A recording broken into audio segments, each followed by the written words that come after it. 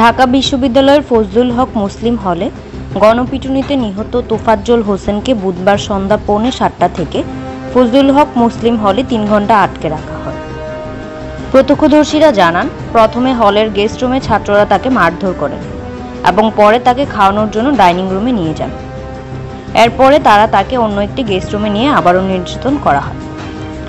ভয়াবহ এই ঘটনাটি চলতে থাকলে হাউস টিউটররা বারবার হল প্রভোস্টকে কল করেন, কিন্তু হল প্রাঙ্গণে বাস করা প্রভোস্ট তাতে সাড়া দেননি। প্রভোস্ট অধ্যাপক শাহ মোহাম্মদ মাসুম হলে আসেন পরদিন বৃহস্পতিবার সকাল 8টার দিকে। সেটাও একজন সহকারী প্রক্টর তদন্ত কমিটি গঠনের বিষয়ে আলোচনা করতে তার কার্যালয়ে যাওয়ার পর। ক্যাম্পাসের নিরাপত্তার দায়িত্বে থাকা প্রক্টোরিয়াল টিমের প্রধান প্রক্টর সাইফুদ্দিন আহমেদ বলেন, বুধবার মধ্যরাতে তোফাজ্জলকে ঢাকা মেডিকেল কলেজ হাসপাতালে নেওয়ার পর তিনি ঘটনাটি জানতে পারেন। এর আগে গুরুতর আহত তোফাজ্জলকে সরাসরি হাসপাতালে না নিয়ে রাত 11টার দিকে প্রক্টর অফিসের মোবাইল টিম তাকে শাহবাগ থানায় নিয়ে যায়।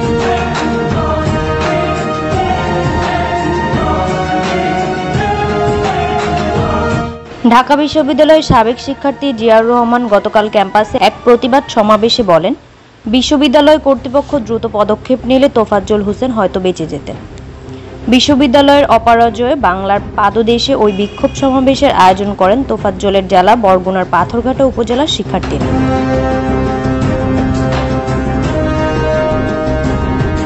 গতকাল শুক্রবার রাতে অধ্যাপক মাসুম এই প্রতিবেদককে বলেন, আমি যদি ঘটনাটি জানতাম তাহলে অবশ্যই সেখানে যেতাম। তার কাছ থেকে জানা যায়, সেদিন রাতে তিনি হল প্রাঙ্গণে তার সরকারি বাসাতেই ছিলেন, যেটি ছাত্রাবাসের মূল ভবন থেকে মাত্র 1 মিনিটের হাঁটার পথ। আর প্রক্টর সাইফুদ্দিন বলছেন, তোফাজ্জলকে মারধরের বিষয়টি তিনি জানতে পারেন মধ্যরাতে। হাসপাতালে যান ভোর 4টার দিকে।